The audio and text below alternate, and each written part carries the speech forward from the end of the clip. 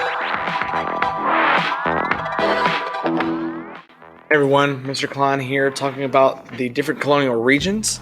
So this one is going to be focusing on the southern colonies and kind of what was going on in the southern colonies, the types of differences that we see between them and the New England and the middle colonies. What were some similarities they might have had and things like that. So first off, just once again, the breakdown that you can see here of the New England colonies, the middle colonies, and southern colonies. We're going to focus on that green area here today and kind of talk about what was going on in these colonies. So first off, we have what were part of the southern colonies. We have Maryland, Virginia, North Carolina, South Carolina, and Georgia. So those are the colonies that we deem the southern colonies. So if you think about the colonies are all along the coastline there. And we have our southern colonies, which is Maryland, Virginia, North Carolina, South Carolina, and Georgia. So let's talk about why people came to these colonies. What was a part of that? The reason why was land. Land was a big part of these southern colonies. And it's kind of this idea that starts to crop up, and what you see throughout U.S. history is this idea of land gives you social position, right? The more land you have, for some reason, the more power you have and the higher you are in society, right? That's kind of the big thing that you see there. You have land, you have the power. Land was tied into voting. And so this is a part of U.S. history that when we think about voting, we think everyone has a right to vote and everyone's equal and everyone can do the thing. No. So there are some restrictions when we talk about voting happening in the southern colonies. And actually, you see this happening in New England colonies and the middle colonies. This is all kind of similar thing there. Voting restrictions.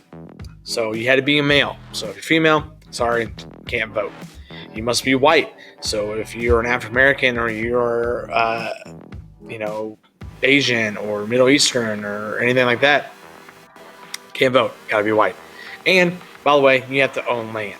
So make sure that you have land. So if you don't have land, you can't do those things.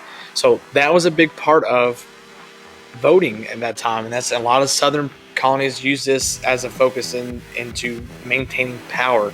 And we see that happening, this theme going throughout U.S. history of the male white landowner kind of dictating what's going on throughout U.S. history. So you really see that happening there. So this all ties into the southern colonies because people were able to get tons and tons and tons and tons and tons and tons of land because they came over. They're like, you want to come over? Here's a bunch of acres. You bring people over, here's some more acres. And so people that were wealthy over in Europe, maybe some sons of very wealthy people came over here, were able to establish themselves having a lot more wealthy power because of this land. Because of having so much land, you have these big, gigantic commercial farms. So we talked about in New England, you have subsistence farming, which is small, just for your family, just enough so you can survive. Commercial farming is the exact opposite. The reason why you farm is to make money. And commercial farming is still a big part of our kind of agriculture today. That's pretty much all agriculture is today, is commercial farming, right? Having lots of land, growing a whole bunch of crops, and then shipping them out and getting paid for those things. So commercial farming was a big part of our history now. It's a big part of their history then. So these large farms, what we call plantations, were all there to make money. And that's the big difference between the southern colonies and the middle colonies and New England colonies, is that the southern colonies were there to make money. It wasn't about religious freedom, which was happening in New England middle colonies. It wasn't about being a master craftsman like it was in the middle colonies. It was all about getting as much land as you possibly can, making as much money as you possibly can. And they used the land for cash crops. So remember, cash crops are your big giant money makers during this time. So what were they growing in these southern colonies? Well, the big things were rice, indigo, and then tobacco. Remember, we talked about Jamestown, tobacco was a big thing. People started loving tobacco, started having that. Indigo was used for dyeing clothes, those kind of things. And rice, of course, was sustainable to eat. A lot of people, when they think cash crops, they immediately think in the southern colonies, they think cotton, right? That's the big thing that we think about. And there, cotton did not really become a cash crop until way later on, when that became a viable source of making clothes. So cotton was not a big part of that. And we'll talk about that way later on after Christmas when we talk about the demand for cotton started to grow. So these were the main cash crops during our colonial times: was rice, indigo, and tobacco. So that was kind of our big part. Cash crops made the most money. That's what their farms were for. They weren't there to just make little money here and there. They're trying to make as much money as they possibly can. So why did they come here? Just talked about that, right? Came here for the purpose of making money. So the more money you make, the more power you have, the more land you can get. So land equals power and money at those times. The other thing I want to show you is this graph, is that you have the graph between the white population and the African American population in the southern colonies. You can see that in 1630, which is about 15-ish years or so after Jamestown is starting to thrive, right? You see predominantly a white population, but as the years go on, you start to see the increase of the African American population go up to almost being half and half. And if you go beyond that, it starts to get more African American population than white population. And the reason why that's happening, if you think about it, is slavery. So we have slavery becomes a big economic almost reason why the southern colonies were able to succeed so well, was because they needed slave labor. They had these huge plantations. The landowners aren't going to work these things, right? They have a high society. That's below them, right? They don't do that anymore. So they get slave labor to come in and work for it for free. So not only now do these wealthy landowners, can they get a lot of money, they don't have to pay for their labor anymore, right? They pay to get they go to, slave auctions, things like that, bring in the slaves. After that, they don't have to worry about paying these people anymore. So they're getting very wealthy, more and more wealthy because of that. And so because they want to make more money, they start playing more cash crops, buy more land.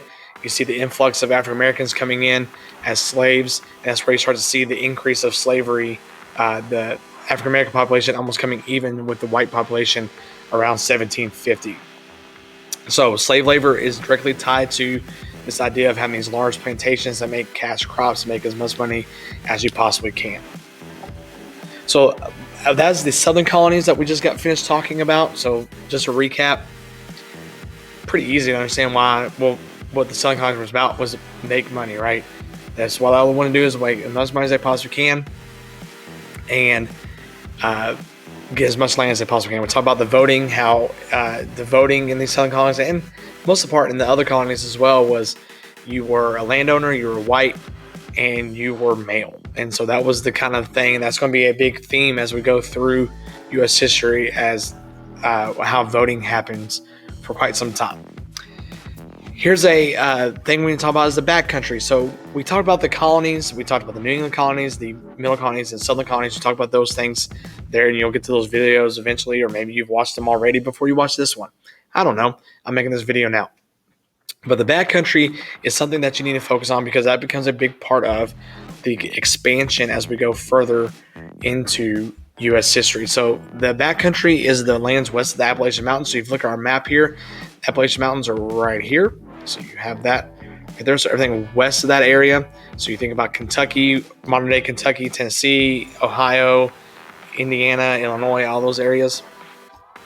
That was the backcountry at this time. Remember, the colonies ended right here, right? So no one went past this a whole lot, because think about how important the ports were and delivering and all that stuff. People weren't going back there. They didn't have the technology, those kind of things. It's difficult to get across the Appalachian Mountains, but it had a lot of resources. A lot of your Scotch and Irish people that came over to the New World, this is where they settled. This land was not being claimed by any of the Europeans. It was still Native American territory, which is going to lead into what we talk about a little bit later on with Bacon's Rebellion and things like that. But you have a lot of people start forcing themselves in there. This is land that no one's claiming. They can claim. They start living and have lots of resources to use there. They didn't trust outsiders. They didn't really trust people that came into their property, things like that. So it's kind of a wild kind of area that you have there. They made their own stuff. Remember, the Appalachian Mountains are there, so it's hard to get around and trade with anybody. And so they made their own stuff out of the resource that they had. They were pretty good craftsmen. They could build houses, they can build chairs, tables, all the things that you need there. Also, people liked living there because they're modern the homeland, right? The rolling hills, you think about the Appalachian Mountains, the trees, those kind of things. People liked living there. The backcountry is going to become a bigger conflict the further we get on, because a lot of the colonies are pushing out Native Americans. They start going further west into the Appalachians. Now these other people are starting to come in. Scotch and Irish and other Europeans are coming in and trying to push them even further. So you have more conflicts going on among them. And that's going to be a major theme when we getting into the Road to Revolution and those kind of things. So there you have it. There is the Southern Colonies and a little bit about the backcountry there. If you have any questions, just go back, look through it. I'll see y'all later.